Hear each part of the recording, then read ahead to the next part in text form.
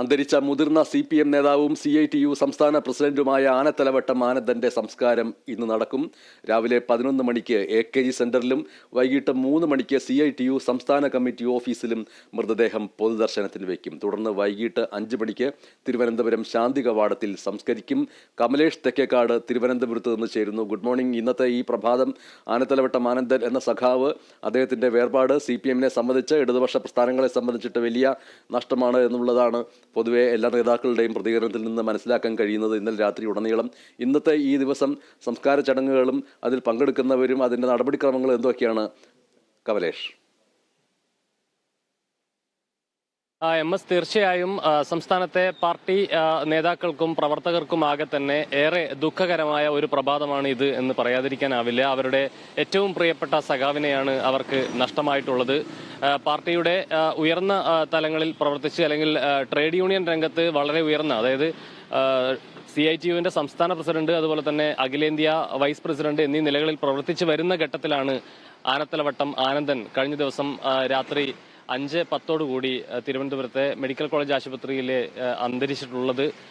ഇന്നലെ വൈകി ഏറെ 8:30 കഴിഞ്ഞിട്ടാണ് ആശുപത്രിയിൽ നിന്നും ഭൗതിക ശരീരം സ്വവസതിയായ ചിറക്കലിലെ ആനന്ദ ഭവനത്തിൽ എത്തിച്ചത്. അവിടെയും നൂറുകണക്കിന് ആളുകൾ അദ്ദേഹത്തെ അവസാനമായി ഒരു നോക്ക് കാണുന്നതിനായി വീട്ടിലേക്ക് ഒഴുകിയെത്തുന്ന സാഹചര്യമായിരുന്നു.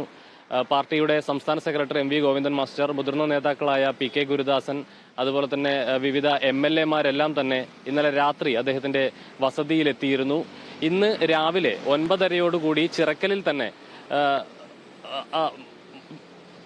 ഒരു പൊതുദർശനം സംഘടിപ്പിച്ചിട്ടുണ്ട്. അദ്ദേഹത്തിന്റെ വസതിയോട് ചേർന്നുള്ള പ്രദേശത്ത് തന്നെ പൊതുദർശനമുണ്ട് 9:30.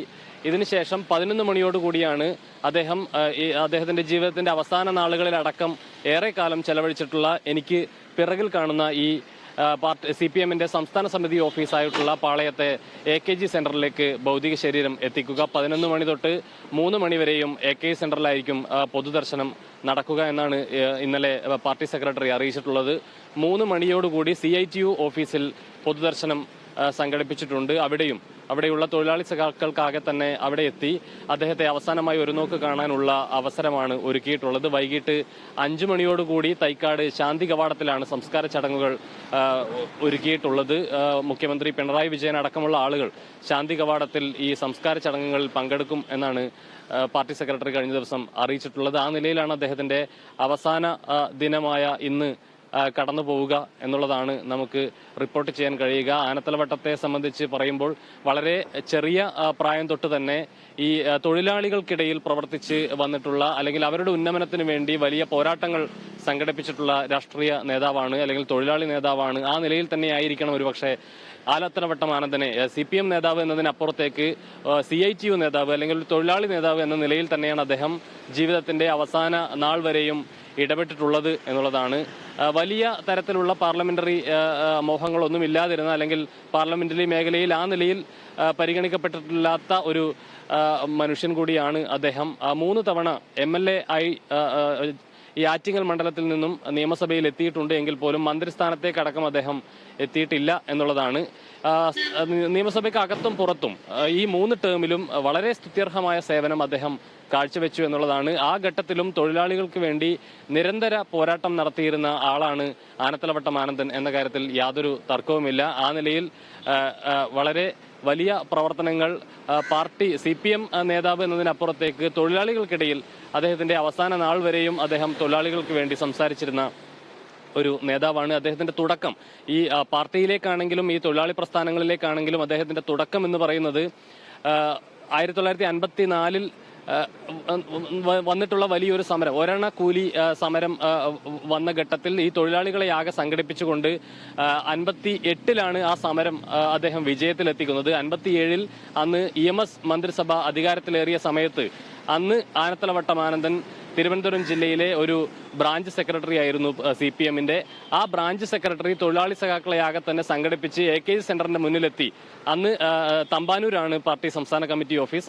ആ പാർട്ടി ഓഫീസിന് മുന്നിൽ തൊഴിലാളി സഖാക്കളുമായി എത്തിയ ഘട്ടത്തിൽ അന്ന് അവിടെയുള്ള ആളുകൾ ചോദിച്ചു, എന്തിനാണ് നിങ്ങൾ വന്നത് എന്ന് ചോദിച്ചപ്പോൾ ഈ ഒരണ കൂലി കൂട്ടി നൽകുന്നതിന് വേണ്ടി സമരം ചെയ്യാനാണ് ഈ തൊഴിലാളി സഖാക്കളെ ആകെ സംഘടിപ്പിച്ചുകൊണ്ട് അന്നത്തെ കമ്മ്യൂണിസ്റ്റ് മന്ത്രിസഭയ്ക്കെതിരെ, EMS മുഖ്യമന്ത്രിയായിരുന്ന കമ്മ്യൂണിസ്റ്റ് മന്ത്രിസഭയ്ക്കെതിരെ സമരം ചെയ്യാനെത്തിയ ബ്രാഞ്ച് സെക്രട്ടറി എന്നുള്ള നിലയിൽ കൂടിയാണ് അദ്ദേഹം ശ്രദ്ധേയനാകുന്നത്. ആ നിലയിൽ അദ്ദേഹത്തിന്റെ അവസാന നാളുകളിലടക്കം വലിയ തരത്തിലുള്ള ഈ ജീവിച്ചിരുന്ന പാർട്ടിയിൽ പ്രവർത്തിച്ചിരുന്ന കാലഘട്ടത്തിൽ ഒന്നാകെ അദ്ദേഹം പാർട്ടിക്കകത്തും പുറത്തും പാർട്ടിക്ക് വരുന്ന ശരികേടുകൾ, പാർട്ടി സഖാക്കൾക്കിടയിൽ ഉണ്ടാകുന്ന പ്രശ്നങ്ങളെല്ലാം തന്നെ ആ നിലയിൽ പാർട്ടി ഘടകങ്ങളിൽ ചൂണ്ടിക്കാട്ടി പാർട്ടിക്ക് വേണ്ടിയും പാർട്ടിക്കെതിരെയും നിരന്തരം പോരാടിയിരുന്ന ഒരു കോമ്രേഡ് എന്ന നിലയിൽ തന്നെ അദ്ദേഹത്തെ അടയാളപ്പെടുത്താൻ കഴിയും എന്നാണ് എനിക്ക് മനസ്സിലാകുന്നത്.